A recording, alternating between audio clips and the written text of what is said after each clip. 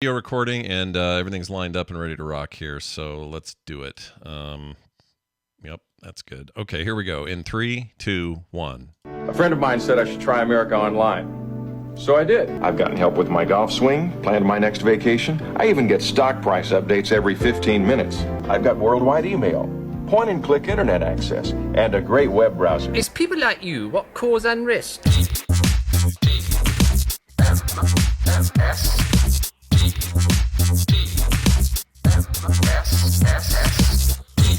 The morning stream.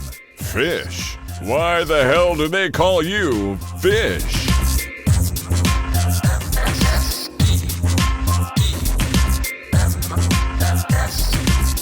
Good morning, everybody. Welcome to TMS. It's the morning stream for Thursday, July 20th, 2023. I'm Scott Johnson, and that's Brian Ibbett.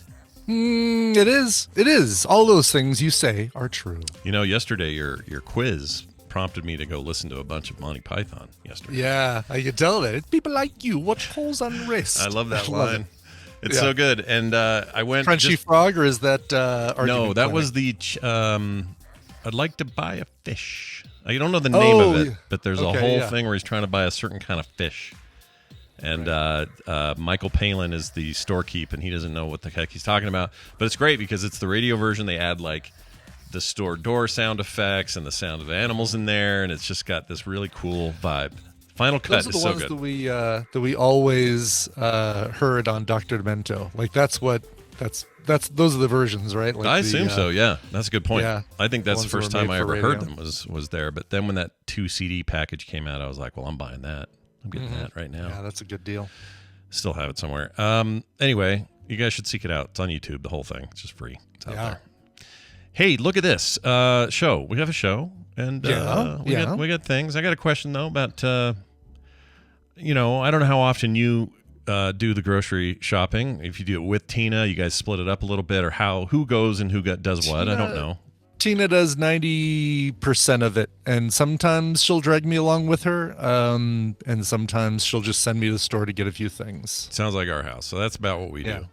And something I noticed, I went with Kim shopping, and she had to buy some stuff. She's prepping for this trip, so she's in charge of food, of course, and is buying making jambalaya and freaking some kind of chili thing with potato bar night and all these plans. It's all going to be good, but a lot of it she can make now, freeze, and then have it ready to go. Very smart. Wow. Yeah, she's good at that. So she's doing all that. But I noticed something. I always thought it was just a cartoon thing or kind of a stereotype or whatever. But when I buy a melon, I just look at them and go, that one looks all right, and I'll take it. Kim thumps them. Yeah. She thumps that melon. Yeah. Do most people thump a melon? And what are you listening for when you thump a melon? I could ask her this, but I want to know what you say. Like if you thump a melon, what are you expecting out of that process? Yeah, like if you don't hear anything when you thump a melon, or you just hear like yourself hitting the rind, then it's a squishy inside melon. If you hear like a deep noise when you're thumping it, then it's firm inside, and that's what you want. And how do you know it's not ripe, unripe? How do you know it's not ready yet? Like what's the sound? That I don't know. I mean, that you can usually tell by the outside, depending on the type of melon it is. But like an overly pale honeydew or cantaloupe. You want, like you said, you want a hollow sound. Okay. You want an icky thump. Icky thump. Oh, an icky thump. All right. I'm kidding. That's what Jack White is always listening for. He's listening for an icky thump. Oh, an icky thump. Well, good for him. Yes. I also thump to find out if my sourdough loaf is baked all the way through. I thump that too. Really? Ones you make, or ones you pick up and buy? Ones you make, yeah. We don't buy sourdough loaves, and I really haven't made sourdough since the end of the lockdowns.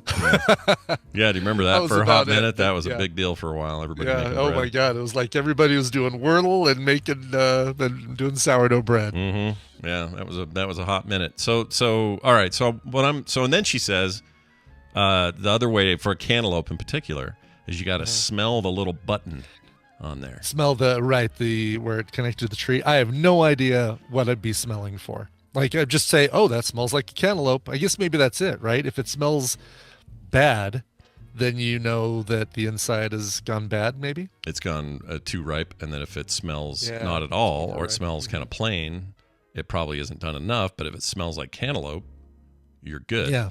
Usually I just kind of I just kind of squeeze it, and I'm sure this won't get turned into a GIF. No, but I no. just kind of squeeze the melon, and if it just feels squishy, then I avoid it. I don't know how much Tina does the thumping, but that's usually my barometer is like. I feel like I need to watch do more people watching it, like a Costco produce aisle, and just see how people treat their melons. Sure. Because I'll watch Kim do it. I wonder how much people at Costco check, because you like get 7 of them at a time, don't you? Like in a little mesh bag. That's a good point. I don't know how they do melons there. Maybe they're one at a time. Maybe you for could probably get individual melons at Costco. What I want to do, like I want to do that thing where those guys grow watermelon inside of a mold, so it's the shape of the thing. Like the Japanese cube watermelons. Yeah, dude. Yeah. Because it's still watermelon. It doesn't change. Still watermelon. Yeah, it just makes it like, then you can just not chamfer. What is it when you cut something, instead of cutting it in half and then carving what you want, the meat out of it, so to speak, you basically just cut off the edges and then just do a large major dice, or a large dice, like a. Yeah. What is that? It's is that a word? But There's it's a word something for like that. It's a. You just need a special knife, or just it's just no, regular chef's knife will do it. We when we did our sur la table knife class, we learned how to do this. And you do it. What do you do it more with? You do it more with like grapefruit. Okay. Like basically cut the rind off, and then you can actually pull the segments out. And what is that called, though? There's a term for that. Yeah, and when people are good at it, it's amazing. Yeah, they leave so little. They leave all the good stuff that you want inside. And yeah, I'm a big fan of that. Yeah, I don't know how to do it. What is that called? Oh well, I'm never gonna remember it. I want to say it sounds like chamfer, like it begins with chamfer, like the edges in a, like when you're making something out of 3D, you chamfer the edges to make them rounded. Right, you're like bezeling kind of, but it's not the same. Yeah, but that's not it. Yeah, that isn't it. Bezel your fruit. But I know what you mean, and I love when that's done right. Like when someone will take like a watermelon wedge, big old fat one, and just go schling, whack, whack, whack, whack, whack, whack, and you got a perfect lineup. And you've just got, you've got Supreme, that's it, or Supreme. Yes, Dubious Rascal. Doesn't sound at all like chamfer. Your Supreme. That really the word? Supremate. Okay. Yeah. All right. So if you do it right, it's supremacy. Is that the deal? Yes, exactly. Okay. When you're trimming off just the outside of the Bourne movie and getting to just the action bits in the middle. Got it. Yeah, Supreme. The Bourne Supreme. That'd be great. Yeah, it's really like whole movie is him cutting up watermelon. I'd watch that. Yeah, it's tough because anytime you search for Supreme, here we go. How to Supreme an orange. There you go. I'll give you this little. We got a little video, do we? Link here. It's actually looks like photos, but it really describes the whole process very, very well. Oh yeah, look at that. Okay, so we've learned. I like when we learn things, and here's some learning. Yeah. How to Supreme an orange. Just a regular old orange. So it's not even like Take a a fancy regular fruit. old orange. You cut off the rind, so you're left with just the inner bits. And what you're doing is you're also cutting off the not plinth. What is that stuff? The pulp? Not pulp. Nah, not the pulp. It's the white. Right. Boy, I am not going to remember any words today, ladies and gentlemen. This is it. You've exhausted my vocabulary today. This looks hard because my tendency would be to remove too much of the flesh of the fruit. Like pith, I wouldn't. That's it. I had a lot of the letters right. The pith. That was close. It's called the pith. Pith. The pith. Pith. There are words out there I don't use. I just never use. It's the not pleasant to eat white part of the outside of the orange. Right. And, right. That's some good outside of the segments. Some decent fiber in there, probably. I don't know. Yeah. Doesn't taste good though. probably. But you're right about it being. But you don't want that if you're putting that on the side of a lovely plate of cedar plank salmon. You don't want them to like, I'm chewing on the pith of the orange with my cedar plank salmon. This sucks. They're just a southern gentleman from I don't know where. That's exactly. I don't like that plith. I may just be a podunk out of Biloxi, Missouri, but I'm not going to eat no pith on my orange. There you go. It looks like a skilled thing. I would not do this right. Probably. You know what? Once you do it, it's really easy, and it's my favorite way now to eat a grapefruit. Grapefruits are worse as far as the pith being bitter and way tougher than orange pith. Really pitheth me off. I need to take a pith. Need to take a pith. But it's my favorite way to eat a grapefruit now is like doing basically supreming off the rind and the outside of the pith, and then you take the knife and you go choo into each little segment and pull them out, and you've got no Biloxi, Mississippi. Sorry, Jay. I said Biloxi, Missouri, didn't I? Yeah, Mississippi. I haven't been to the Biloxi Sun, I think it is, so shame on me. Do you ever go to any of those casinos down there on the coast in Biloxi? I've been to the one. I haven't been. I've been on a riverboat, gambled on a riverboat, but it was the river between Texas and Arkansas. And Arkansas? No, eastern side. It was the. That would be. Wouldn't that be? It begins with an S. Jesus, I'm done. I'm done today, Scott. I'm not going to remember any damn thing. Wow. Oh, you mean the river starts with an S? It's not Biloxi. No, What's that? Susquehanna River. No, that's not it. No. Let's see. There's a river between Texas and Louisiana. Yeah. That would be Sabine River? Well, I don't know about the name of the river, but it was the city that it was just outside. Not Sabine. Dang it. Shreveport? Shreveport. Thank you, Shreveport. Jeez wow. Louise, yeah. I spent some time in Tyler, Shreveport. Texas, the home of like the rose capital of the United States. I was in Tyler, Texas, and drove out to because I wanted to gamble. Yeah. I had nothing to do. There's nothing to do in Tyler, Texas, folks. So me and the trainer said, let's go to Shreveport. Very little to do in Shreveport also, except for the gambling. Yeah, and Jay is absolutely right. Sorry, Shreveport is a dump. It is a major dump. I went there and thought we were going to be killed in Shreveport. It was awful up there. It really is. Yeah. And Shreveport, the riverboat, basically has rules that it has to follow to be able to be a casino. Like you can't just plunk a riverboat in the river and say, okay, it's a casino now. Mm-hmm. It has to undock. Even if it doesn't go anywhere, at least at the time, it had to undock every 2 hours. So it would stay in place, but it would close its doors, undock, and then reopen, like a 10-minute process, and then reopen, like redock, and then open its doors again. So if you didn't get there at the right time, then you'd basically be waiting on the outside of the boat trying to get onto the onto the riverboat. Even if that boat never left. Even that boat never traveled up the river. Like it just has to. It has to prove that it's river worthy. I guess it has to. It's so weird, man. Yeah. Yeah, Shreveport. Sorry to any Shreveportians, but that your city. Well, it's a long time since I was there. All right, so maybe things have changed in the last 20 years or whatever. But when I was there last, oh man. Yeah. It's been since 95. No, 90. Yeah, probably 95, 96. That's right around when it would have been for me.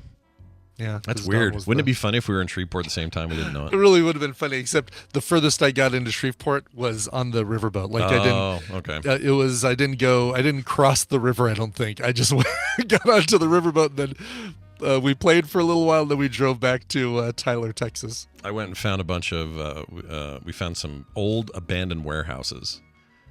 And we thought it was cool. And when you're in your 20s, you're not afraid of nothing, right? Everything seems fine. Yeah. So we didn't even think about it. We were just in total gang territory. They're probably, I don't know, dead drug things in there. Like, I don't even know what was going on in there, except Dead it just drug things. It just Yeah. was so burned out and like graffitied up. It fascinated me. I have pictures somewhere, and I thought it was so cool. But now you want me to go in there now? Freaking F that! I'm not going in there. No way. Life's too short. I got some bad news for me, not for everyone else. James wrote in, sent a quick email to say, Scott, this is simply his entire email. Okay, this is a very short email. Scott, bad news. Parasite is no longer on Hulu. Love the show though, James. Oh no. Did you Brian. confirm? Have you checked? I haven't actually checked. I guess I should check, but let's see. And it's rentable. I can get it a million ways. It's just, the easy way is now not there anymore. Parasite. Okay, Parasite is it's on Max now. Oh, it's moved to Max. It Oh. certainly has. Look All at right. that. Well, I have Max, so it's fine. There you go. Yeah. Watch it on Max, Scott. Wouldn't before that be it funny? disappears forever. Before they pull that thing and no one Before ever this gets to Academy see it. Award-winning film, monumental, groundbreaking first international film to win an Academy Award, disappears forever. Yep, it's coming. Our time is now. All right. Hey, what if we brought in someone named Amy and talked about books? What if we did that? Ooh, I like that idea. How about the one Robinson? Let's do the Robinson. Amy. I like I'm glad you said that. Variety of Amy. She happens to be online right now, so that's perfect choice. So let's do that right now. One of the things that I enjoy also is reading. Yes, that music signifies the following information. It's time for Read This with Amy. Amy Robinson, a.k.a. Red Fraggle, joins us as she does each week, all the way from her home in beautiful somewhere Atlanta near there. Somewhere in Georgia. I forget where you're at, but we don't want to dox you entirely, so I won't. Hi, Amy. Welcome back to the show. Hi. Yeah, Atlanta is fine. Okay. I'm not in the city proper, but yeah, Atlanta will do. Yeah. You're not in Cumming, Georgia, are you? No. Okay. Are you in, how about Athens? Where's Athens, Georgia, compared to you? Athens is about an hour and 20 minutes sort of northeast of here. More like I would say east, northeast. I grew up in Athens. Oh, really? Actually. Do they have a Yeah. big statue of Michael Stipe saying, "Here's me in the corner" or whatever? Oh, like Mike. Okay. All right. And a big statue of Fred Schneider, too. Oh, yeah, Schneider Is in it there. time for my Michael Stipe story? Yeah, do Oh, it. gosh. Okay. Do it. Did you tell Yeah. in less than 29 minutes? Because we do have to get to an indie in the middle at some point. Yeah, I can absolutely tell the story very briefly. So I have two encounters with Michael Stipe. Michael Stipe is a dick. Yeah. Oh, wow. I've Yeah. heard, So, heard all right, similar. the Yeah. first story, you're going to be like, wait, that's not really his fault. Why are you calling him the dick? But just go with me. All right, go on Bear this. with me. Stay So- with me on this. Mm. So in Little Five Points in Atlanta, there is a shop called The Junk Man's Daughter, and it's this great shop for people like me who like retro nerdy kind of off the wall things, right? Like they got t-shirts and they've got a lot of the stuff that you give away on Guess the Connection, Brian, would be sold at a Junk Man's Daughter. Really? Right? Oh, that's cool. Okay. Yeah, it's like that. It's like super eclectic, whatever. You saying In Junk Man? Athens- Junk Man's daughter, right? The Junk Junk Man's Man. daughter. Okay, I thought I heard Junk Jump Man's Man like old Mario before he became Mario. No, Junk Man. like Junk Man, like Okay. Junk. Got Yeah, it. Yeah. Junk Man. That makes more sense. And so in Athens, they have a sister store that is called the Junk Man's Daughter's Brother. Mhm. And so it's the same idea, right? Mhm. And so I'm there and I'm buying a t-shirt. It was actually, I really loved this t-shirt when I was in college. I don't have it anymore. I think I gave it to my daughter, but it was like a ringer tee and it had like the Sprout from the Jolly Green Giant commercials. yeah. Remember him? The Yeah, little Sprout, the little baby green Sprout? giant. Yeah. Yeah. Or the I loved it. toddler It was green just giant. it was just so random and funny and cute. And I loved that shirt. So anyway, so I'm buying this shirt. Michael Stipe is there in the store and he's got, Was he in the like, corner? no, he was like freaking front and center. And like every clerk is attending to his every need. That's by the way, and, that's like- how I know Scott is Googling Junkman's daughter right now because he didn't hear me make that joke. And No, it's actually sorry. It was an emergency answer to an emergency text, and it's Totally it's all, fine, everything's totally fine fine. now. But yeah, we're good. I I got absolutely got the reference. He was, that was not him in the corner. it was him in the spotlight for sure. Oh, nice. For sure. Yeah. So yeah, so he had every clerk in the store freaking waiting on him, and he was like, "Oh yeah, let me see that tie over there and this thing over here," and like seriously, like every employee of the store, and all I want to do is buy my freaking t-shirt. Yeah. And so, and he's just like, bossing them around and whatever. And one girl was just standing there with her mouth agape. She wasn't even doing anything. She's just like, oh, a famous person in the store.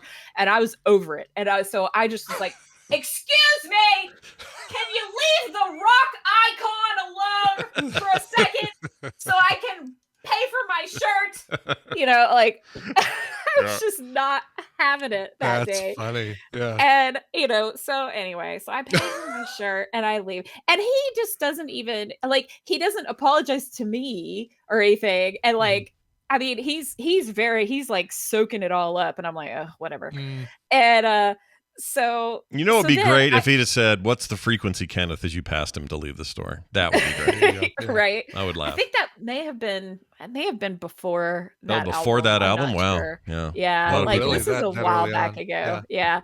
So anyway, this is like while I was in college, and I was waiting tables, and I worked at a place that was in downtown Athens, not there anymore. It was called the East West Bistro. It was a great place.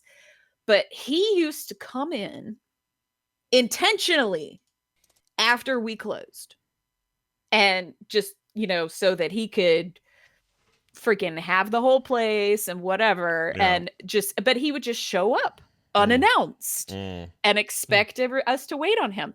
So the best was when we hired a hostess who, she was an exchange student from overseas. She had no freaking clue who he was. She didn't let him in. Nice. Oh, I love and we're all of us in the back. We're like, because at that point I was working not really in the kitchen, but I was working expo, which any of you have ever worked in a kitchen, that's the person in between the wait staff and the kitchen. And so all of us in the kitchen are just watching the front door, and we're like, oh crap, Michael Stipe is here. We're gonna be here for another freaking 2 hours, and then we see her come up, and she's not letting him in, and we're going, oh, she's not gonna let him in. She's not gonna let him in. And then she didn't, and it was great. She didn't let really Michael Stipe in. You know what? Screw him though. I don't. Anybody of status, if you come when things are closed, you should be like the rest of us and be turned away. Exactly. Yes. Not a big deal. I really like REM, and I will listen to them anytime. But Michael Stipe. Remember that whole controversy because he had naked pictures floating around, and that was a whole thing.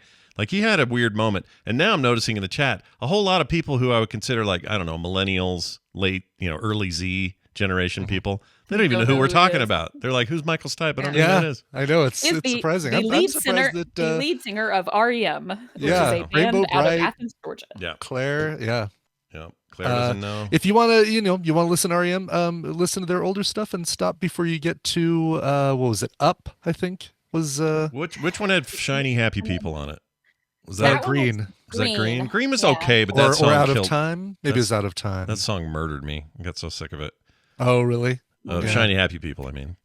But their early stuff's so good, and I can Automatic for the People, Monster, and then I would stop. Let's see, what was on New Adventure of Ebo the Letter. Okay, I would stop at New Adventures in Hi-Fi. I'd stop at 1996, and that's a good zone to end in. Yeah. I agree. I just pick and choose. I'm like, oh, I like that song. I love Finest Work Song. It's great. Yes.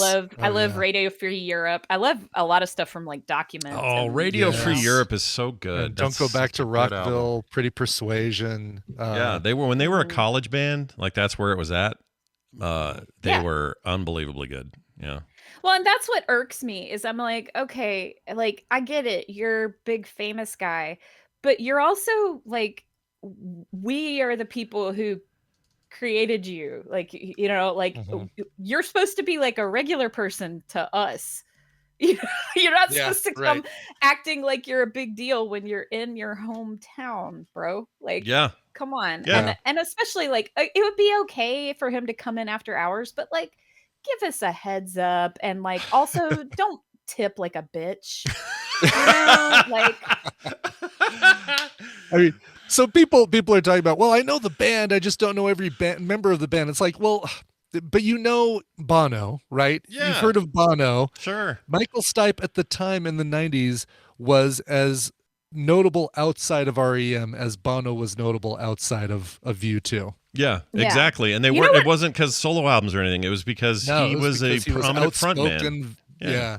Yeah, he's one of those guys. Yeah. And man, the fact that Claire doesn't know this poster child of vegan eating. For yeah, sure. that Well, guy. that was one of the really good things he actually did was he opened a couple of vegan restaurants in Athens, and this was like before it was, wow. Before it was cool. it was trendy to be vegan. I think he just called them vegetarian restaurants, but yeah. Yeah. And when if he gave you a coupon, he called it a stipend. That's pretty cool. And then also, he made all his own vegan cheese in his armpit. That's the rumor I heard. True, yeah. Yeah. I think of Michael Stipe and Mike Mills as sort of like the Steves of Apple. Yeah. Right. Like, yeah, kind of. Yeah. Like Mike Mills is kind of like the Woz, right? Like he's the guy who's just like, Yes. I just want to play music. I just want to write music. I'm not, whatever. And then freaking Michael Stipe is out there going, what? Yeah. No, you're right. Mills was awesome. And he would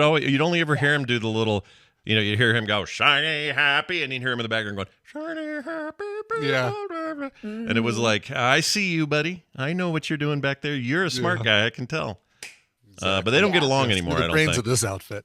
Yeah, I think they're all grumpy now. Yeah. Anyway, so those are my Michael Stipe encounter stories for you. Nicely there done. You go. Well, thank you, native Athens girl, Amy, for that story. Yeah. Hey, why don't you now apologize to my husband, who apparently I interrupted his meeting. He was not on mute when I suddenly started yelling over there. About and his rock boss icons? was like, his boss was like, do you need to go take care of something? He's like, no, it's fine. Sounds like your wife is very angry. We'll reconvene at a later time. There you go. Well, speaking of time, right. let's do this thing about books. I have a clip from you, but no idea what it is. So you're going to have this little setup here? Yeah, sure. So this is a clip from a collection of short stories that is available now. And it's actually available on Amazon for free if you have Prime. Ooh, I like free. Price. Yeah, big fan of free. Free's great. So yeah, I totally recommend going and checking it out. And we can go ahead and just play the clip. All right, here we go. Interviewer. It must feel a little strange to spend all this time preparing for something that you aren't actually going to do. Roy Court. Except that I am. When the package unfolds, the Roy who comes out of the assembler is going to remember having this exact conversation with you. It's just that he's going to be on some other planet trying to figure out how to restart the human race, and I'm going to be here worrying about my taxes. Laughs. Interviewer. I can't imagine knowing there's some other me out there. Roy. It's not really going to be like that, though. We've located tens of thousands of exoplanets that look promising for colonization, but the closest really good candidates are 15, 20 light years out. We call it slow light for a reason. The beams we're transmitting aren't quite as speedy as the normal stuff. That's 4, maybe 5 decades before the first unfold could set up a transmitter and send us a hello. We're all mortal here. Those other Roys are going to be doing what they do long after I'm gone. Oh, this reminds me of Old Man's War or something. I love this kind of stuff.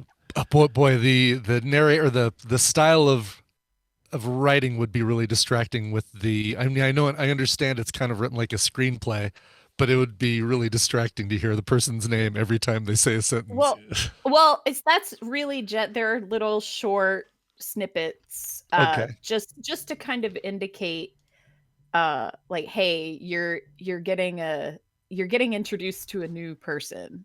Okay. And so like the interviewer does their thing, and then right after that he gets injected with anesthesia, and then the next thing we know he's waking up light years away. And then so the rest of it is written like a regular narrative. Okay. Cool. Okay, then I love this then concept. I'm back on board. You've got me back on board. I love this concept. So no, Old Man's War is obviously it's a different idea. The idea is that when people get really old, they instead of dying, or when they die, their consciousness is put into a new body, and that new body goes off to war to fight in space. Is kind of a very basic way of talking about Old Man's War, which is a book I love. But immediately this reminded me of that, this idea that you could take your yourself that is yourself now and either duplicate it or send it somewhere else to do a whole other thing millions of light years away. That whole thing is fascinating to me. That mix of time and like how far away it is, how long away it takes to do it. It's not unlike what you and I were just reading in the Silo books about how time can pass. Like I love that stuff. So much fun to play with. Well, you're right in the Silo series. Not that I want to keep talking about that, but I mean, I do, but like, but Chuck is at the same point in the books that you are right now. And so I'm just like, you guys are at such a cool, but hard point. Those books. It's a rough moment, but it's funny. I was telling her offline that I'd read all these before, but it's been a bit. It's been like years and years. And I've forgotten so much stuff that it feels in a lot of ways like I'm reading it anew again. And the excitement of the show probably helps with that a little bit. But also my brain is like, how are they going to do this in the show? Are they even going to try that? Are they going to even mess with this character? Like you have all these questions. But those themes I love. And this sounds like a short story with themes I would really get into. Like, I guess we haven't said the name of this book yet, or this collection. Yes. No, we haven't. Shitoutaluck.com. Yeah. So this is called The Far Reaches: Stories to Take You Out of This World. And it's a collection of Amazon original short stories that were written by certain prolific sci-fi authors. So you've got James S.A. Corey, who wrote the piece that we just heard a clip from that was called How It Unfolds. And Veronica Roth, Rebecca Rowanhorse, Anne Leckie, Nnedi Okorafor. It's a hard name. Names are so cool. They're so cool. It's got They're two so cool. N's. I love them. Two N's in the Nnedi part. It's crazy. Yeah. Yeah. And one of quick my reads, friends. So short story. Oh, go ahead. I'm sorry. Yeah. Oh, I'm sorry. Yeah. No, I was just gonna wax poetic more about African names. Please but do. Yeah. Then I'll ask you the question after that. Yeah, I had a friend who her surname begins. I actually have a friend. She's one of my best friends still. But her last name ends with M and Z. Or rather, it begins with that. I don't want to say her whole name on here, but it's like, how do you MZ and then the rest of her name? So it's like, wow, how do you say that? Do you just skip the M? But or do you make a big thing of it and go mz? I don't know. It's it's just so cool. I love their names. Anyway, and then John Scalzi also wrote a piece for this. So Old Man's War really, himself. Really He's the guy I was just talking about. There we go. I know. That's why I thought it was funny that you mentioned that, because I was like, oh, that's cool. It's not the story that John Scalzi wrote, but it's still on point. I gotta read this. And yeah, it's a very quick thing. You can get them either on Amazon to your Kindle, or you can listen to them on Audible. And like I said, they're free if you've got Prime. It's great. It's like I say, they're quick little 2-bite brownies of sci-fi stories. It even tells really you here on the page they have a whole big splash page for this thing for the original, and they tell you this one's about a 53-minute read, 70-minute read, 49-minute read. These are all hour to hour and a half each, and perfect. Yeah, perfect for just taking in some quick sci-fi. I love this sort of stuff, so I am absolutely going to grab this today. This is great. It's great because you could just I need to I haven't, confession, I haven't completely read all of them, but I've read a handful of them, and I was like, oh, okay, I've got time. I can squeeze one more in before TMS this morning. Oh, I can't do that one. Okay, yeah, this one's 53 minutes. I can do that. Oh, that's really cool. A good amount of time. All right. Nothing wrong with that. Well, I will definitely check it out. This is available, like we said, on Amazon. It's one of the originals.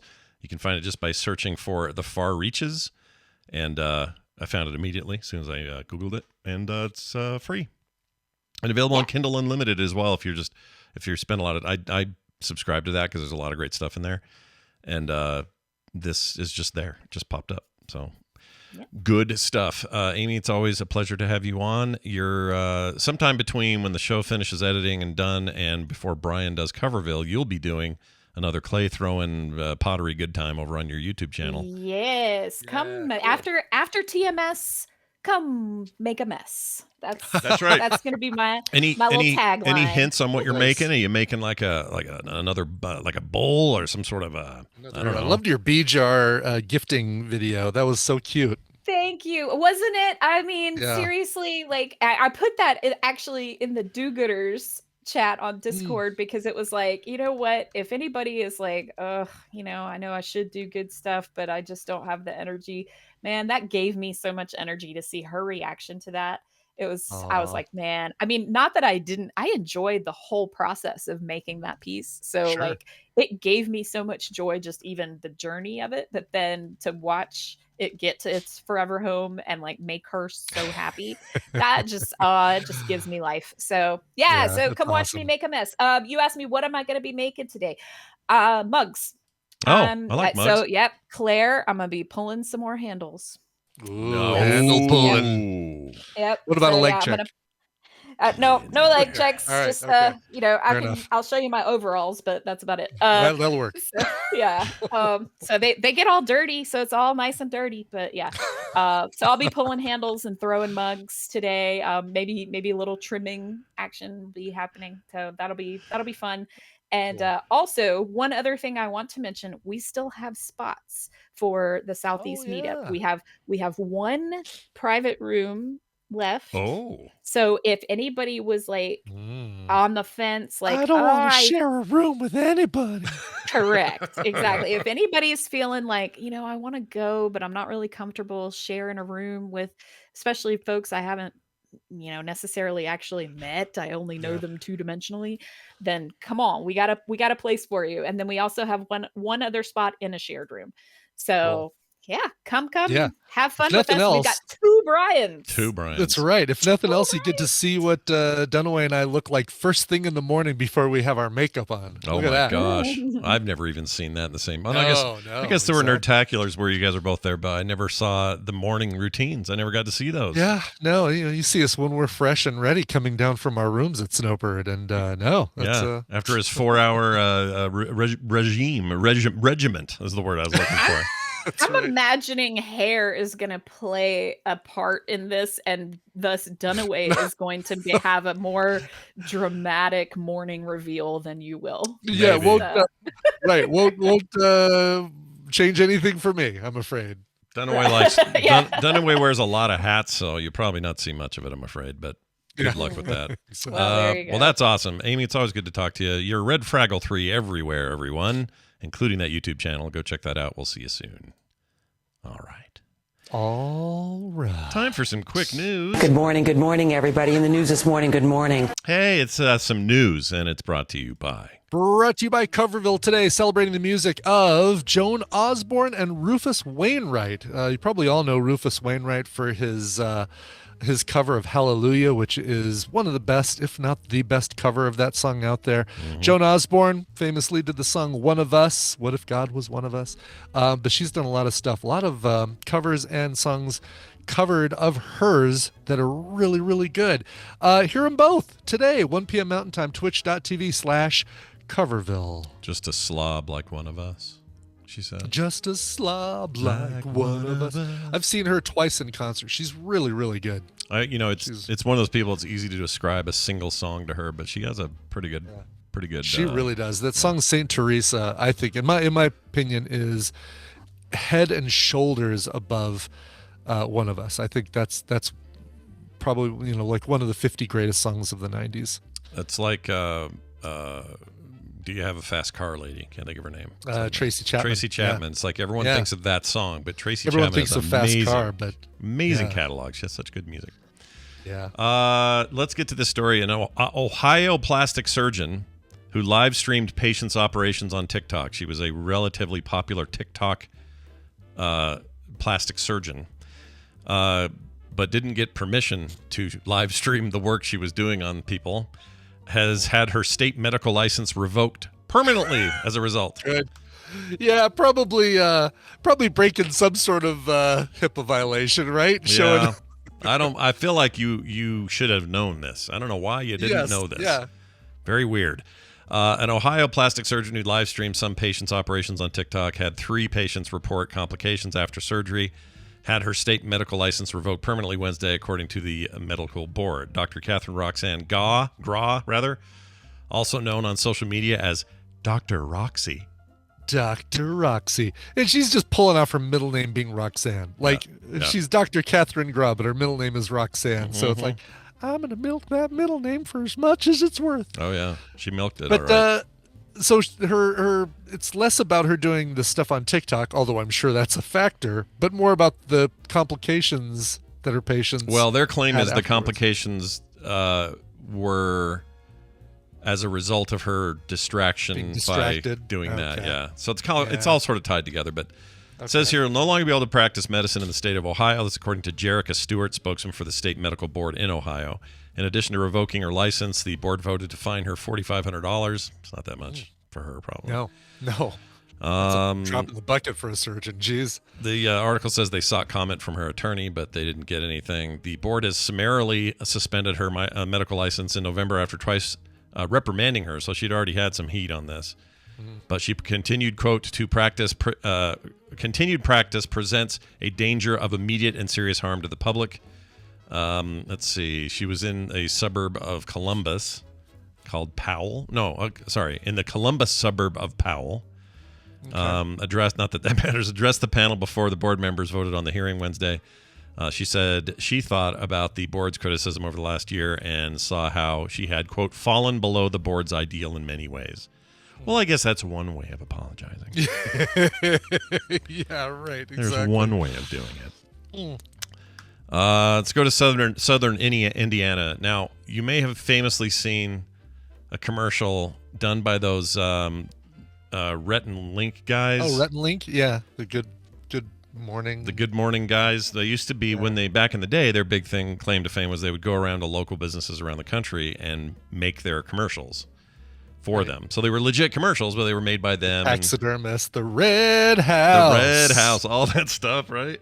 So this even one got scooters, or what is it? Got a DUI. Oh yeah, that was them too. That's right. Yeah, but it has a lot of history on this show. Scooters. Yeah. Well, the one that you all remember maybe most is this one. If I turn this up here, hold on. Okay. There's a cry across the heartland, a yearning for the days gone by. And in little old Corden, Indiana, they're happy and they'll tell you why. They got butt drugs. They love butt drugs. So it's this butt drugs place. It was kind of an institution. They're closing down after 71 years. Oh, no. Oh, that's a bummer. So it was named after the owner was Butt. Yeah, his name was B-U-T-T, Butt. Yeah, butt drugs. And they notified... This is the first time I've heard this one ever, and I love it already. Oh, this one's great. Butt drug. And then you got to hear these ladies if you haven't heard this. Hold on. Okay, here it comes. They're going to start talking. I love butt drugs. I recommend butt drugs for everybody. I can always count on butt drugs. When I think drugs, I think butt drugs. For all my health needs, I turn to butt drugs. It is such the Rhett and Link style to have the quote-unquote customer one-liners that they wrote for them and said, all right, I want you to say, when I think drugs, I think butt drugs. Yeah. It's basically, it's absolutely not their words, but Rhett and Link like, okay, how about now this one says... Yep. It's so good. It's, by the way, 13 years ago they made that. That was a long time ago. Wow. Almost as old as this show. But anyway, butt drugs, done. They're out. Yeah. It says the decision did not come lightly, says the butt drugs owners. They say, we have been serving our beloved community for 70 years, wrote Katie Butt Beckhort. Aw. Yeah. See, now that would almost be a thing to do. Like, do a nationwide road trip and hit the Red House, that taxidermy guy, butt drugs, the Scooters place, and just like take your picture in front of each place. Oh, hell yeah. And hell yeah.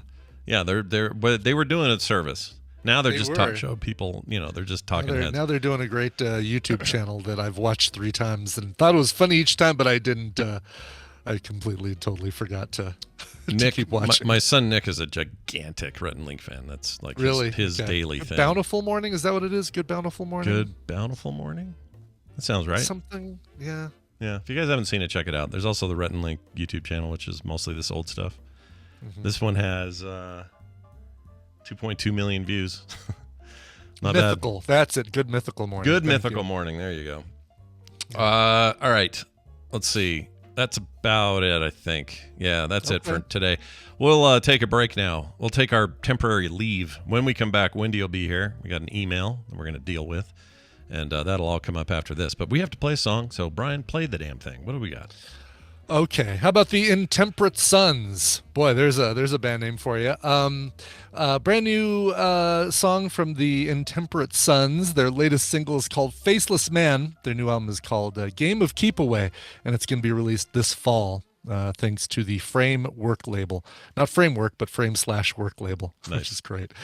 Yeah. This is great, and kind of keeping with the rock stuff that I've been playing for the most part all week. I think we had one little indie track in here, but the members of the band have been with other bands in Dallas, such as Gun Hill, Natural Born Thrillers, and Agents of Solace, as well as opening for Lynch Mob, Jolyn Turner, and Sponge. Here are the Intemperate Sons with Faceless Man. Today on the After School Special, Jack Mellon gets tired of being called a square and turns to a crowd that shows him how to be cool. Purple things taste special.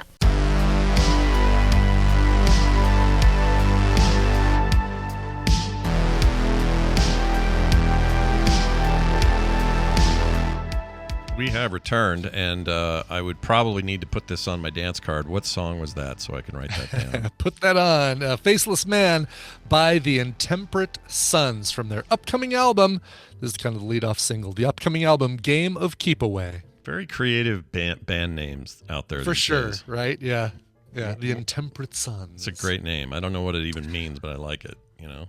By the way, I know that probably wasn't Bluey that you played there, but I finally watched my first thing of Bluey. Yeah. Thanks to Jeremy and my D&D group, and it was cute. I really enjoyed it. I'll watch more Bluey now. You should watch more Bluey, and you'll start to feel a kinsmanship with Bandit, the father, because Bandit is us. Bandit basically. He's a good dad, but he's right. He fallible. does things for Bluey and Muffin. Like this was the episode I watched had Muffin coming over for a sleepover. Oh, a neighbor kid. Yeah. Yeah, that kid's all hyper and hilarious. I like. There's a new one called Onesie. I'm admitting this as a grown ass man. That episode made me tear up. Really? Yeah. Okay. All right. There are episodes like that. There's a few of them. There's the one where Bingo is getting old enough where she can sleep by herself and not have to share a room with Bluey, and the way that this little dog dreams is one of the most affecting, emotional, resonant things I've ever seen. So you really should keep going just to kind of get the rhythm and the taste of the whole thing, and I think you'll come out on the other side thinking this is one of the coolest things ever, especially made for kids, but just in general, it's just the sweetest, nicest thing. Okay, I'm in. Yeah, that's awesome. All right. Well, what do we have now? Oh, I know what we have. I'll explain the situation to Wendi. Don't worry. That's right. My sister Wendi, a practicing therapist who comes on the show and schlubs it with us on Thursdays, answers your hard questions about life and personality and dealing with hard issues. Wendi, it's good to have you back. How are you? I'm good. Were you just talking about Bluey? We were, yes. We were, yeah. Yeah. Do you have something to add about Bluey? Yeah. I've only seen the first episode, and I flippin' love the dad. Is that Bandit's amazing. Bandit and Chili are the best parents on TV. They're just the best parent. And I don't mean fakely best. Like they're not unreasonably or unrealistically great parents. They have problems. Like they'll be tired and on their dead on their feet laying on the couch, and one of the kids can't sleep and it comes and bugs them. There's a whole episode about that. And you can tell they're both like, oh my gosh, why won't you sleep? Like there's a realistic edge to the entire affair that I love. Yeah. It's so good. You all should keep going. I realize none of us have kids in this age range. I only got exposed to it because Van's little and he's obsessed with it. But man, Bluey. It's sweet. It's really so sweet. good. And speaking of sweet, the complete opposite of sweet, I finally did watch. We finally got through all of The Bear season 2, Wendi, and I know exactly what episode you're referring to. Gosh, right? Throw the damn fork. Yeah. Last night my son's like, do you guys know that I stayed up for an extra hour just thinking about that episode? I was like, oh my gosh, sorry. Who? Abe? Yeah, Abe said that? That's funny. Yeah. Abe did. Yeah, he was like, yeah, thanks for that psychological ride. Yeah, it's great. That's great. Yeah, so my suggestion is watch the very intense The Bear and then follow it up with a nice Bluey. Yeah, and everything will be okay. Oh, absolutely watch Bluey. Yeah, it's so good. Yeah. Well, it's good to have you here, and I guess we're only, a week away from seeing you in person, right? I know. Is that a Real week? lives. Is that really a week? Hold on. We leave Saturday, so we're on our way. Oh, so you're leaving this Saturday. We leave Thursday. Yeah, I guess road trip. I won't see you till we see you. Well, that'll be fun. I'm excited. I'm bringing my new game. You guys are all going to help me play that. That'll be fun. Yeah. All kinds of other fun stuff. Kim's already making food. You should see our freezer is full of food. Yeah, it's gonna be great. Yeah, very excited. Anyway, let's get to today's thing. It's an email, and I'm going to read it here. We've actually had this for a couple of weeks, but no time like the present. So let's go ahead and read it. Scott and Wendi, I have heard Wendi talk about mental health and aid for a few times. I am a transgender woman and have noticed in the trans community there are often friends experiencing mental health crises. They often are scared and afraid to talk to people around them in their life and turn to the online communities for help. As peers, we try our best to help, but we are often aren't in the same place in the best place ourselves and don't have the tools to help. I was thinking that this mental health first aid training would be a huge help. I'm a member of two specific communities that I think could really benefit people. One is an all trans women and used to be LDS, so former LDS or former Mormon people. The other is transgender people who are parents. Both groups have a lot of specific mental health challenges and struggles with people, especially family not being accepting. I was wondering if you had any connections to find instructors who would be able to help provide a virtual training for these groups, or if you had any other resources that you could use for our friends and community members that are struggling. Thank you, JL. Well, JL, I think you probably came to the right place, and I bet Wendi has ideas. So, Wendi, where do you want to go with this?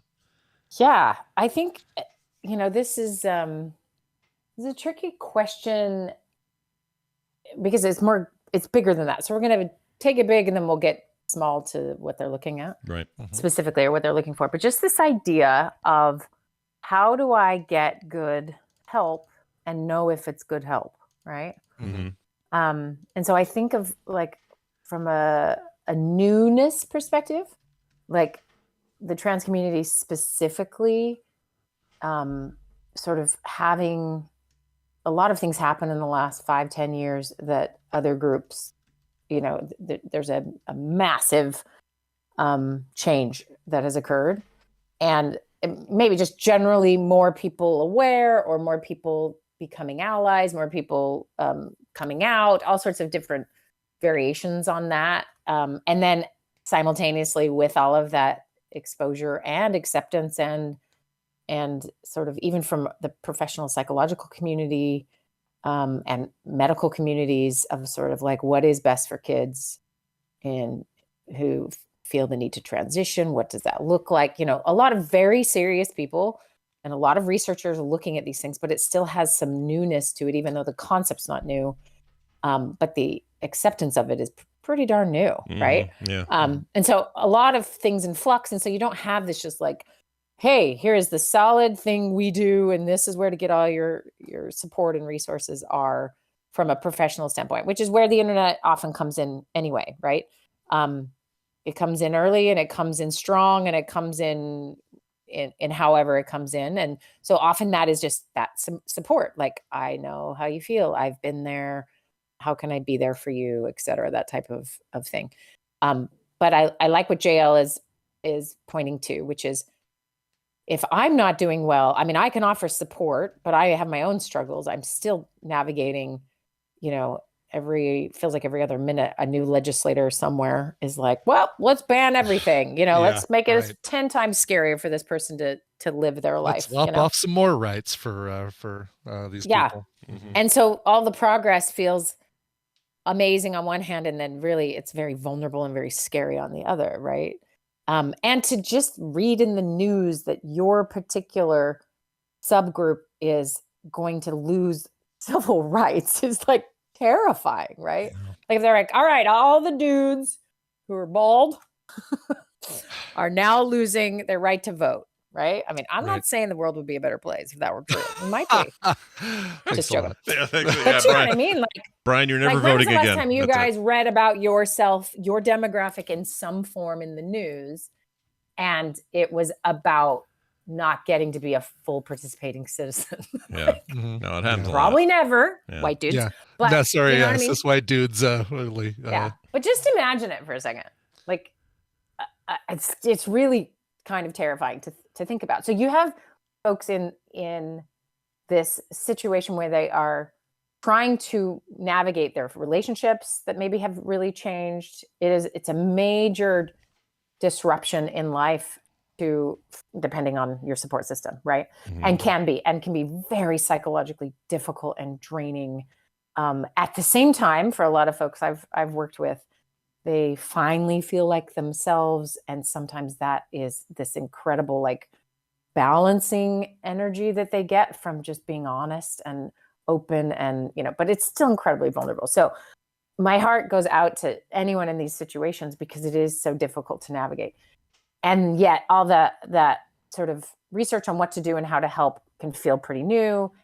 And then if your main source of support is online friendships and, finding like-minded people to help you out, they also may not be able to do that. So I'm going to speak from just a professional perspective. Sure. Because real quick, let me say, I wanted to say this real quick before I forget. You're right about, like, it's a scary time, right? Because all these obstacles get thrown up by people or whatever in response to it. But I think it's important to remember, at least it's important for me maybe to remember, that part of the reason the resistance is so strong right now, or at least so public right now, is because there have been massive inroads and the ability for somebody to finally be who they want to be and live their life is more open than ever.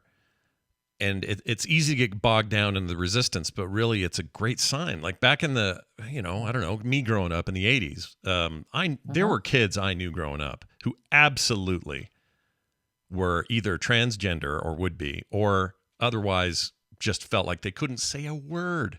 They couldn't say a peep, because you couldn't come out as anything back then without all kinds of heat and trouble. And you'd have to move to a very specific community to hide away from everybody else. Like, it was a very, very different time. Now it feels like the resistance seems like really strong or like out there and everything, but it also seems like it's in response to it being in a weird way better than any other time, or more open than it's ever been. At least it seems that way to me, and I don't have the perspective of a transgender person or anybody dealing with something that, society has deemed quote unquote inappropriate or whatever. So I don't have that perspective, obviously, but I'm glad that they can at least have the fight and not have to hide 100% away from it. It's right. Being out and having it visible draws more scrutiny, not scrutiny, but marginalization and poor treatment, but it also allows them to fight it, which they couldn't do when it was right. And they have actual allies now, people who are on the side of be who you want to be and not part of the group trying to hold them down. I'm not trying to say it's all whistles and birdies and happiness right now for all these people. I'm just saying, like, it feels like we're at a good point for more progress, maybe. Yeah. I don't know. Anyway, that's just a hot take. And that can be, we could probably find any social change and document something similar, right? Backlash is the backlash to the backlash. Right. It is always, it's within us. And there is sort of probably never been any social change as quick moving as gay rights and LGBTQ stuff we know that there's civil rights took way longer, still isn't complete. Even just thinking about marriage, someone black and white getting married, like how long that took to be legal. You could take women's rights. Everything takes time, and so many people working so hard.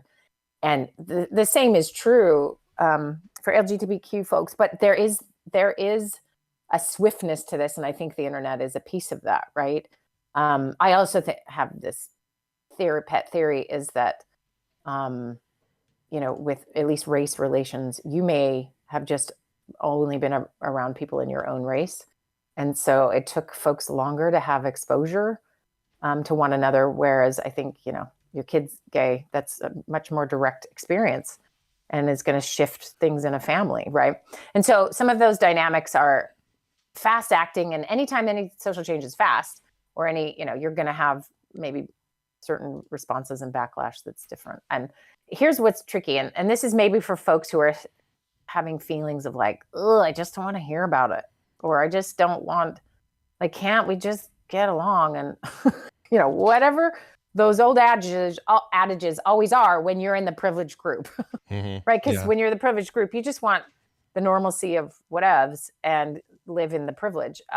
But, really truly grappling with it and understanding it and reading good information can be really helpful for those folks. But this question is more specifically to how do I help with the mental health challenges that are happening for folks as I'm trying to support them. And what we've sort of found overall is that people in a similar situation, just like in AA meetings or, other types of interventions, is that, you don't, like a group of people needing treatment for OCD, you're not going to mix and match that with people with different disorders. It really helps to have that shared experience and that shared base, and then having good help and good treatment for that. Right. And so here's the thing. You, like, say, for example, this person wants to support someone and they're having a rough time, to have maybe a couple things. First of all, their own help, right? Their own support, their own needs being met is going to be really important. That's the whole, oxygen mask situation. Mm-hmm. And maybe not biting more than you can chew. I think the want or desire to help somebody, or to just help get them out of the pain you remember being in because you're further along that road, you might be overextending, which is depleting your ability to actually take care of yourself. So to be really aware of, kind of the idea of the wounded, trying to help the wounded off the battlefield. You got to make sure your wounds are tended to. You got to make sure you're okay to really do that. And that's hard because you're worried no one else is going to do it, right? Or you're being asked directly, or you feel called to be helpful in this way. So I would start with that, making sure you're getting what you need. For the most part, you're going to have bad days, of course, right. But when you're getting what you need, and then reaching out to those who need this help or they're asking for that help, finding some resources, maybe what's helped you can always be helpful. There are a lot of organizations. The Trevor Project's a really good one that has, 24/7, 365-day phone you can call. I'm just going to say that number really quick. It's 866-4U, the letter Trevor, Trevor. They have instant messaging options for just text-based. Trevor Text is who you can text to. All of that. The National Suicide Prevention Hotline should just be there. Now it's 988. Everyone just memorize that number. Mm-hmm. And which is amazing. It took them this long to get just to 3. But also, right. And then there's specific trans lifeline numbers. You can go to glaad.org and look under transgender resources to get most of this. And then there's just lists and lists of very specific transgender organization support groups for, Black Trans Advocacy, Latinas Coalition, Gender Spectrum Family, trans athletes, there is an endless amount, right? Mm-hmm. So maybe doing your research first to see like what kind of resonates with you, and when a friend needs help, you have a better sense of what to say or do with that.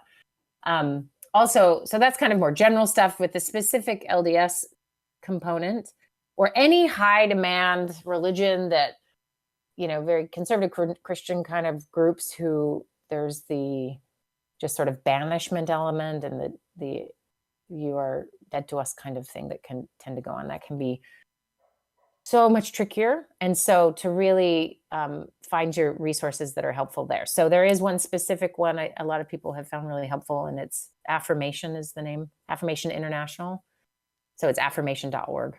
And that can be specific for LGBTQ Mormon families and friends, and just figuring out some of that support that way. There are others. So, I hate to just say Google it, but the reality is you do have to kind of find what is going to be most supportive for you first, and then how you help others. I do think, I don't always tell everyone to go to therapy. I'm trying not to. That's like my goal, is to not tell everyone to just do that. No, but finding therapists who are more knowledgeable in the specific struggles that come with being LGBTQ. Yes. And you can do this when you're searching for a therapist. You can put that in a filter that will show that, who is trained, who is friendly, some who are themselves trans. Like there are lots of options, especially if you're in a bigger city. And then there may be online options. BetterHelp probably has a way to do that too. Some of those more text-based or online therapy resources. To have this neutral person that can guide you, but is trained, and you don't have to worry about their response to you. Because I think that's what's so difficult all the time, is sort of not knowing if you're safe to be yourself. If you're going to be judged by your therapist. Right. And so that can feel really daunting. So the rest of us go get a therapist and we're just like, well, I hope they're cool. Like we don't have my very core selfhood is questioned by the person I'm going to open myself up to. That's a pretty terrifying proposition. So there's resources of people who can both navigate the two circles that this person finds themselves in, and offering support. There are conferences all summer, especially if this person, I guess I would assume they're maybe in Utah, that address a lot of these different issues, and a lot of, you got to figure out what they are. I think sometimes what can feel really scary, I know I feel this way about just kind of general things, is like, is this authentically so what it says it is? Does this some other, you feel like there's some creepy trickery that goes on sometimes. Absolutely. And it's hard to vet, right? Because there's so much of it. It's kind of like it's like everything. There's so much of everything now that vetting what the accuracy of everything from a recipe that's supposedly handed down for generations to where do I get the most help for my transgender son. It's the same level of confusion. It's like, I don't know where the best, is there a place that reviews these? Is there a Yelp site type service for how I got help with my kids or my family or whatever? Like that's daunting, that part. Yeah. And so know that's difficult, right? Like we hear you on that. And there are resources like GLAAD, GLAAD has been around since the 80s. There's organizations that have really established themselves as reputable places. So I would always start there. And then really, I guess I just want to emphasize that making sure you're okay thing. It is very tempting to want to help before we're ready to help. Right. Yeah. That's that whole lot. Brian brought it up last week, the oxygen mask. And I'll just give this from a perspective of like what happens very frequently in therapy is someone will have an issue that I find myself going like, oh boy, like I get activated because of, it reminds me of something in my own life that's maybe not resolved, right? Like therapists get triggered too, because we're humans. Our jobs though, is to get as much training as possible and to work on our own stuff so that we do not get in the way of a healing process for someone else. And if we can't do it, we need to refer you to someone else, right? And so recognize with all of that, we still have this happen to us. And so what you're saying, hey, I want to be a helper to a community that I am incredibly tied up in. Yeah, like it's my community. I'm also under threat. I also read the news and feel scared. I also don't know if it's safe for me to, you're having all the same experiences, really tricky to be in a position to help because intention is sometimes not enough. And so recognizing that, kind of having some humility about that can be really helpful. It doesn't mean you cannot be incredibly helpful. You can. Yeah. But I do think there's a tendency to maybe say, do what I've done rather than hearing someone's story. And you can share what your own, of course, but it can get difficult and very emotionally taxing. You can sort of lose yourself in someone else's stuff because it's easier than dealing with your own. So really want to emphasize that if you're not okay, let's make that the first priority. Yeah. Get those resources for yourself first. Yeah. I was just thinking about like other times where the intensity of the threat is also parallel to the intensity of the uprising, or not the uprising, but the push for change. Yeah. And, you know, it wasn't a year before I was born that Martin Luther King Jr. was shot dead. And prior to that, all the violence, all the killings, all the lynchings, all that stuff that was going on, it couldn't have been more diametrically opposed, right? The change, the desire for change and the push for change juxtaposed to the resistance to that change. And I'm not saying we're in for more bloodshed before we're not. Maybe we are, but I'm not. That's not my point. My point is like, if there's anything you can take from history, it's like there is that positive take on this, right? That kind of progress takes massive effort from both those within and without the community that is being oppressed. And now we're seeing that there's more, you know, people throw the word ally around and people might get sick of hearing it, but there's more allies than ever in this fight for those who want to do this. And as a result, there's this diametrically opposed hardcore resistance to that. So it's weird to say this because I don't think I would have felt this way in my 20s because I see the world differently.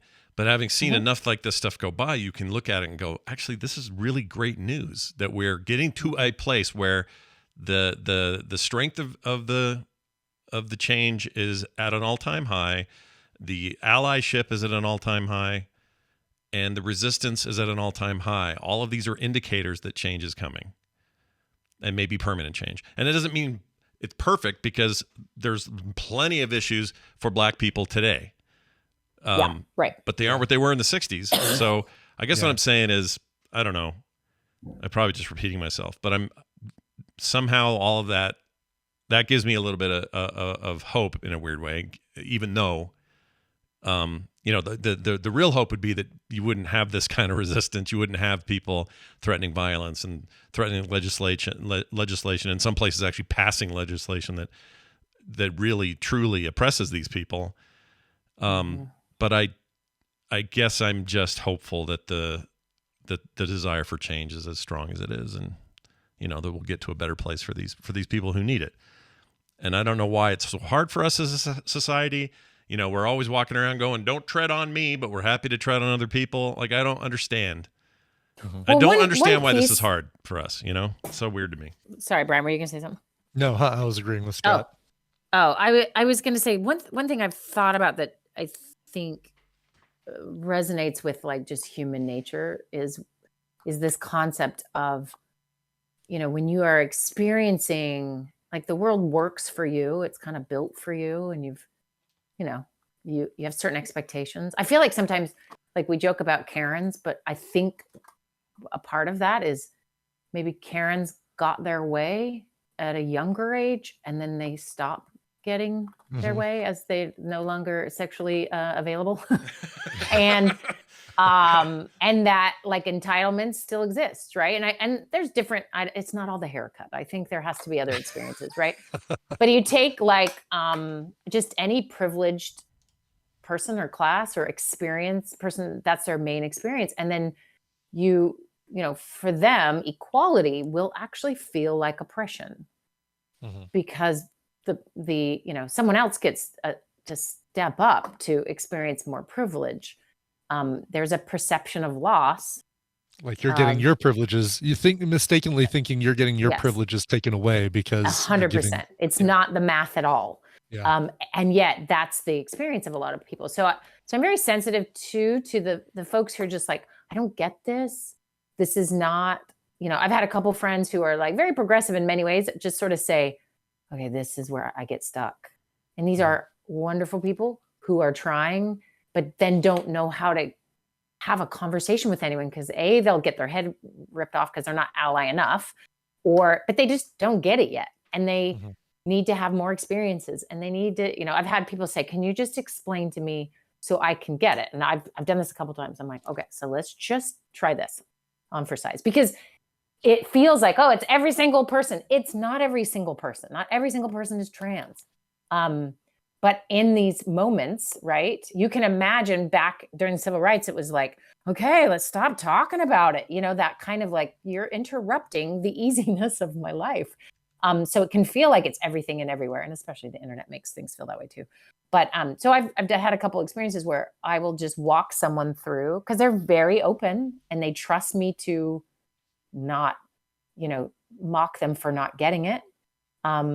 And it's not like they want to go out and legislate against anything. They just are at the beginning, right? And if we can't sort of help someone at the beginning of figuring some things out, I mean, we're all doomed, right? Because we all have to learn. There's more things I don't get now that I'll need to get too. And I hope someone's kind to me as I figure that out, especially as we age, right? The young kids are going to think we're all freaking idiots because we say words like freaking or whatever, right? Like, we're all going to experience this. Anyway, so I've had a couple friends ask, and I've walked them through this example because instead of just sort of jumping to, you're a terrible person because you can't see that this person needs to be treated differently or whatever.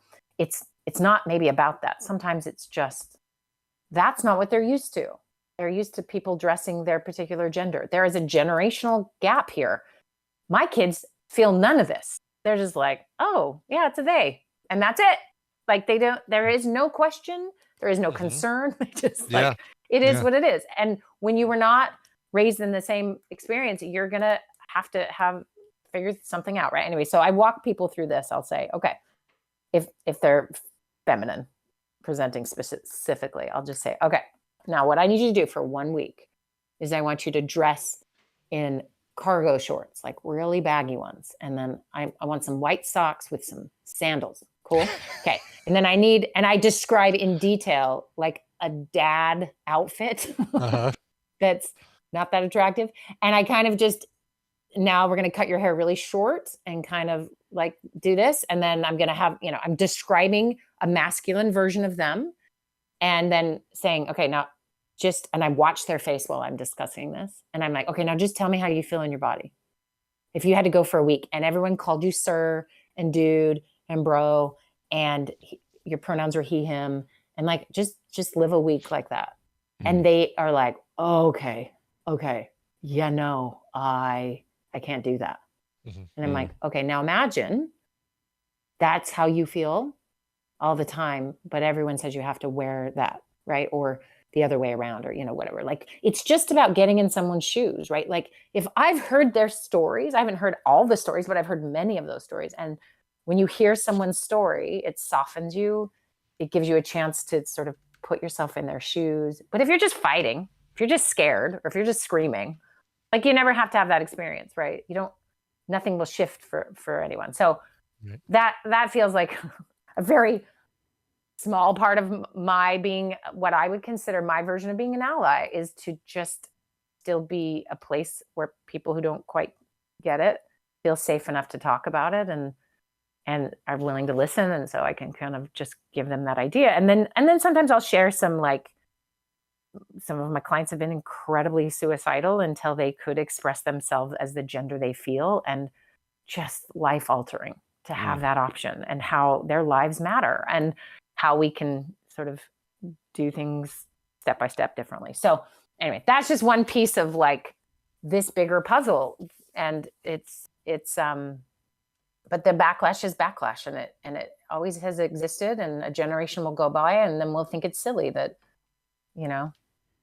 this was ever a question, or whatever it might be, right? Like, are there still people who are racist and absolutely do not think a black man and a white woman should get married? Yeah, of course. There are. Absolutely. So maybe there will always be something, but I do think, the smaller numbers that we can get that down, the better. Yeah, let's just get a better ratio. Normal that, it always feels to say, oh, okay, your pronouns are they, I call you they, etc. Yeah, to me, that's kind of what I was getting at earlier. I like a better ratio.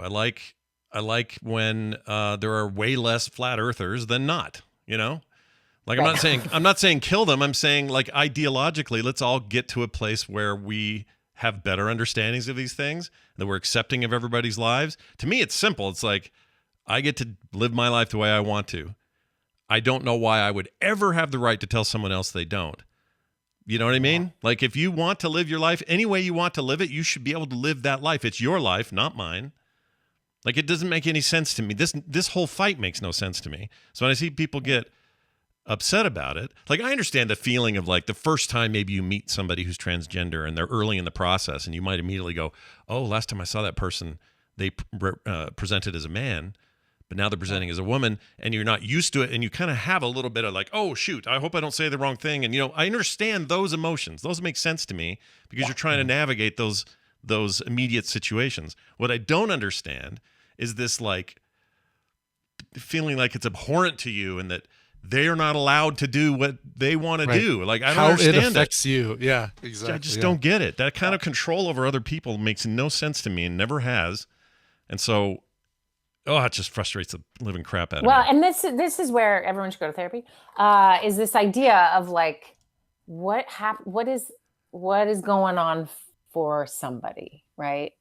Like what is the if you're already pretty sure everyone's out to get you, even though you're the most privileged human to live on the planet, right? Like something is going on there. Like when I've had conversations with someone who's just like, I got this mega rich on my own. And I'm like, oh, I mean, okay. Yeah. But also like libraries are paid by tax funds and your roads you drive on, like, no, you didn't do everything on your own. But why do you need it to be that way, right? Like if that curiosity about what's really going on for someone is hard to pull off if they also trigger you, right? Like, because we all get triggered for different reasons. We're all getting whatever button pushed for different reasons. It's really tricky when they collide, but it's really interesting when they don't, right? When you can just see someone throwing a fit about something where it doesn't trigger you and you can just have that conversation is different than when we're both on opposite sides of the street screaming at each other outside of an abortion clinic or something, right? Yeah. Like that polarization thing is real, and yet that is also really fun to participate in or report on the news. Or I mean, I kind of wish we had a news channel that just talked about how people navigated differences well. Like, wouldn't that be fun? Mm-hmm. She's like, look, we coordinated this effort. Look how bipartisan this was. You know, we just tend not to focus on that because humans are still doing that. They are. Every working relationship is doing that, right?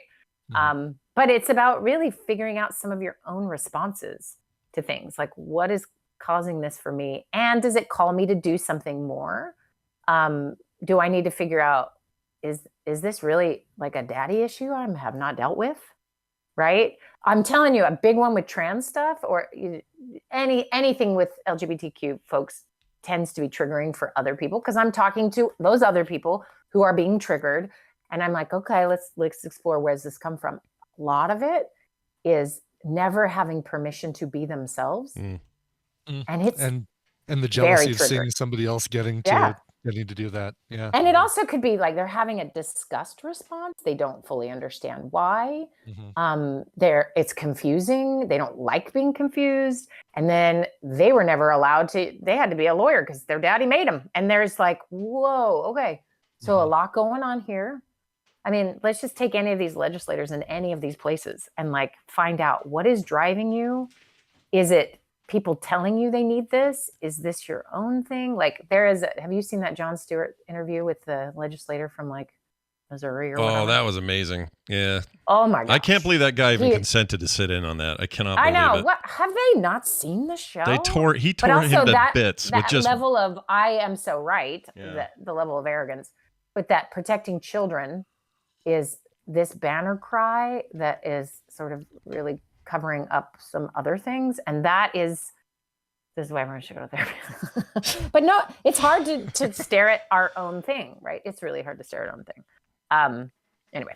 Yeah. So going back to the emailer, just this idea of like, that's still true. It's hard to stare at your own stuff, right? It's hard to really look at that and feel the discomfort of your things. And it is so compelling. I'm speaking for myself here, really. It's so much easier to help people, so much easier than to help myself or to deal with my own thing. Because I know how to do that. And when you've been through something very difficult and you're helping others navigate, it feels really good. And you want to be there for them, but like really make sure you are getting the support and care you need, because, but it may be just the reality sometimes that the wounded have to help the wounded because they're feeling so embattled at the moment. And, we hope the future is different. Yeah, I really hope so. And I know it's, I get a little heat in the chat room for being a little too Pollyannish about it, but I really do see this progress as positive. Like I don't know what else to call it. Like there was a time where you couldn't come out at all. Now you can, and you have allies, and I want to be one of those for people. And I know a lot of other people do too. And so I don't know. I just don't know what the end game is, but I hope the end game is, I hope it's Star Trek: The Next Generation. That's what I hope it is. Utopian society, sure. Yeah, minus the Borg and the crystalline entity and all that. Yeah. But still, let's go. Let's get to a better place. All right. Yeah. Let's all take the Kobayashi Maru. Let's all do that. The impossible test they give you at Starfleet. Wendi, it's always good having you on. We'll miss this next week. However, we'll record something while I'm there and we'll put it up on the feed or something. I don't know. Yeah, let's do it. We'll do a little sit down at the wherever we're staying, Airbnbs, and sit down. Out. Yeah, you could interview me about my life's accomplishments. Yeah, all the many things you've done, good and bad. How you basically built an entire psychological practice out of me chasing you with a cold soldering iron. Yeah, I could tell that. Let's get that in there. Anyway, I hope you guys have a safe trip and all that stuff, and enjoy your time, because I know you're going to get to be in Vegas for a bit. It's going to be hot though. Holy crap, you're going to be hot. Oh my gosh, why are you guys doing this to me? We land. I don't know what Vegas temperature is, because I get it mixed up with Las Vegas, New Mexico. Whatever the sun is, just subtract 5. Yeah. Oh my gosh. But when I get to Salt Lake, we get there Sunday, and it's like 105 nightmare land. Like, what is happening? Yeah, currently, here's the good news. So, no, that's bad news. So you get there Saturday, 115 in Vegas. Oh, 111 the next day, 106 on Monday. So nice, cool Monday. But you'll be gone by then, I think. Yeah. Anyway, nice and hot, but everywhere there is very air conditioned and probably waste a ton of electricity. Don't go out on this trip unless you have wooden shoes, because your rubber-soled shoes won't last. You'll leave little footprints. Bring all our shoes from Holland. Bring them. Right. Yes. Exactly. Yeah. Flaming sole prints on the road. I love it. Sounds so terrible. Melted. The good news is any sort of COVID or otherwise disease outside will immediately be murdered. Singed. Yeah, burned off like it should be. All right, but have a fantastic one, and I can't wait to see you and your kids. Be safe, and we'll see you then. All right, bye. Thanks. Bye now. Bye. Oh, she's hanging up in a hard way there. Whew. Yeah. Okay, that's over. All right. Well done, everybody in the chat. Lots of good conversation happening, and happy to see that. Yeah. Keep that going in our Discord. That kind of stuff. I was going to say it'll definitely continue over there, and as it should. Faux show. That's it for the show. We're done. It is an important reminder that the show exists, and great segments like Wendy's exist because of your patronage. Without it, we don't have a show. So please support us at patreon.com/TMS. Get your couch parties and your play dates and your pre-show content and your art in the mail, your no ads, all that stuff. Plenty of other reasons to join. Go read about them now at patreon.com/TMS. And big thanks to all those who have joined us here recently. Brian, we gotta go, but we need music. Before that, though, all right, so Coverville at 1, Core tonight. Oh, yeah, Core tonight, 5 p.m. Check that out. Me, Bo, and John all back together. Yay! The threesome returns. No Guess the Connection tomorrow because we're doing play date. We skip Guess the Connection on days where we do play date. So you have to just wait one more week to find out who won. But we haven't figured out what time we're starting play date. Oh, right. We haven't talked about that, but I can do whatever, 9, 10, whatever. Yeah, I think 9 might actually be better for me tomorrow. Yeah, we'll end at 11. That's perfect. Yeah. Let's do it. Yep. 9 a.m. tomorrow. That'll be on the public feed, so come to frogpants.tv for that. Yep. And if I you're a think patron, you get some preferential treatment if you want to play with us. Oh, yeah. What are we playing? We even talked about I that. think it'll be back to Jackbox. All If right. we're alternating, then we're doing some Jackbox business. We'll warm up with some Drawful. It's been a bit. Yeah. And we'll play through some of our favorite Jackbox games. That's a great idea. I'll start warming up my Apple Pencil. Oh, good. So, yeah, that'll be tomorrow. And also this weekend, Film Sack, you're probably going to get our horror bonus show or our horror special, Yes. horror special. Horror. And then you'll get Horror, as Brian Denny would say. Right after that, you'll end up getting what do we? Uncharted. Oh, I watched Uncharted. it last night. Yeah, I got to watch that tonight or tomorrow. And then after that, Once another again, special. I've completely forgotten it. Yeah, but we'll have. Did you end up with Green Lantern? Did you go do like a refresher or anything, or what'd you do? I did the Fandango movie clips. Yeah. It's like I do that regardless. Like, because if I watch the movie on a Wednesday or Thursday night, then I will do the morning we do Film Sack. I'll watch the movie clips on from Fandango, and that's a great way to because do it's like, oh yeah, that's right, I forgot about this scene, and I type more notes, and that's sort of I should thing. do that when we because sometimes we have a week where we can't get to bump or whatever, but I need to do that.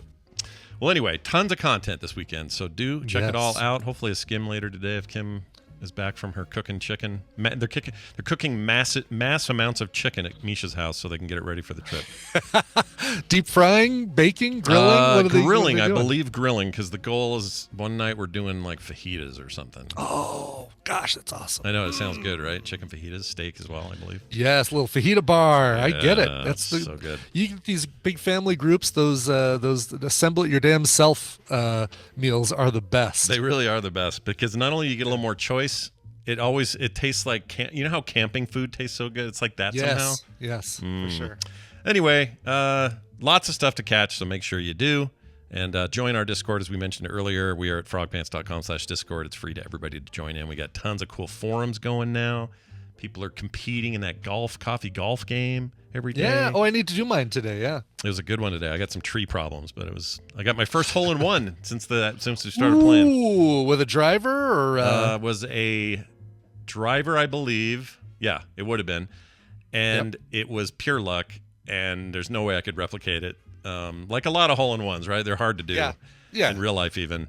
But I got one, and I couldn't believe it. And then I proceeded on the next hole to do like 6 strokes, so it didn't matter. It was still a shitty score at the end of the day, but so much fun. Anyway, Brian, let's do a song. You probably got a little something prepared here. Bounce, bounce, roll, stop. Oh, right past it. Hey, Duncan wrote in. Said, the day is here. On this day, I have successfully ridden the big blue marble we call Earth for the 30th time. Let's party! Nice. It has been a weird journey, and you guys have been making poop jokes and Brian in my head since 2007, where I started playing WoW, listening to The Instance, then Film Sack, and then the morning stream. You guys have both been entertaining and hugely impactful on my life. You both helped me through some tough times, and Wendy's segment taught me the invaluable lessons about myself, how not to be horrible, and the importance of mental health. Nice. Always a big lesson. Don't be horrible. Yeah, how not to be horrible.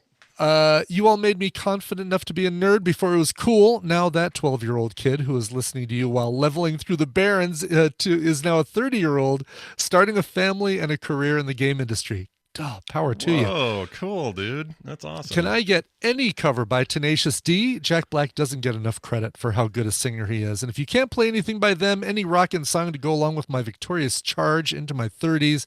As long as you guys keep talking, I'll keep listening. Love the show, though. Can I get a We Got Scooters or a Scott Fletcher Boobies? Oh, man. What's easier?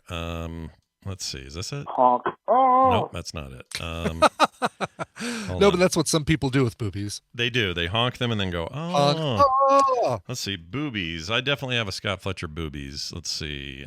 Here's, maybe, let's see. Wait. No. Roses are red by Amazing. penises.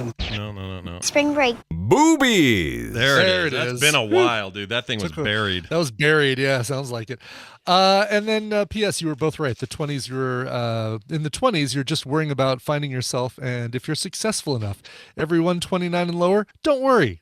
Yeah, quit worrying about it. Really, I wish somebody could have convinced me to quit worrying when I was in my 20s. Yeah, so true. It's just a fun time, and you don't and need then to worry. 30 people in your 30s, don't worry. Yeah, you know what? When you turn 40 either. You know what? 40?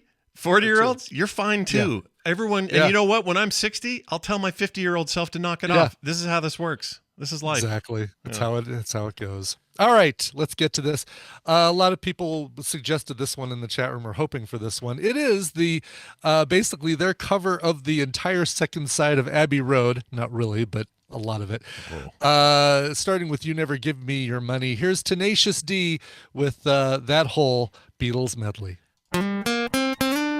Get more at frogpants.com. Virgil, you wiener.